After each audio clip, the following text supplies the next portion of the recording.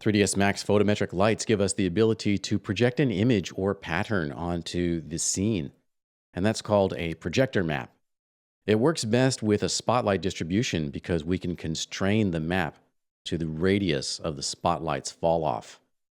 And I've got a spotlight here in the scene already, and it's the only light in my scene.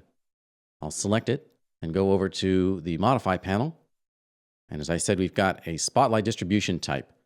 I've chosen the shape to be point here in Shape Area Shadows. And that will make the image that I'm projecting more crisp. Scroll down a little bit farther in the Modify panel and open up Advanced Effects. And you've got a slot for your projector map. Click the button labeled None. And in the Material Map browser, we're going to choose a bitmap, but we really could choose anything. Double-click on Bitmap. And in our Select Bitmap Image File dialog, in our current project Scene Assets Images, we'll select UPC04-25 square.png and click Open. It's now been assigned as the projector map. Let's load it into the Material Editor, launch the Material Editor, and drag that button over into the Material Editor view. Choose Instance, and double-click on the bitmap node to load its parameters. We can also double-click on the icon to make it larger, and we see a decent-sized preview here. Notice that it is a perfect square. My file is actually a square. We can view the image directly by clicking on this button. And I've placed my UPC code onto a perfectly square canvas.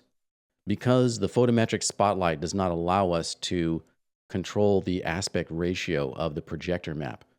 We can do that with a standard light, but with photometrics, the map has to be on a square canvas. But that's really the only restriction.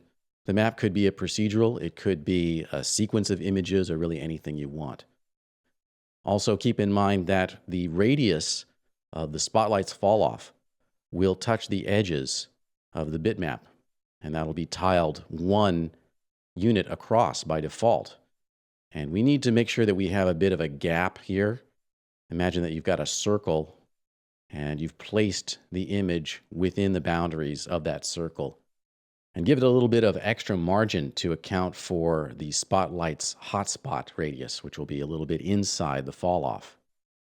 All right, so I've staged that up and we're ready to do our rendering. Select Physical Camera 1 and click Render Production. Here's a full screen render of the projector map image. I've got indirect diffuse global illumination enabled, and that's allowing light to bounce around the scene. That's one reason why the blacks are not perfectly black. Also, the material on the back wall has some roughness, and that's causing the light to scatter around as well. And that's how to apply a projector map to modulate the brightness and color of a photometric spotlight.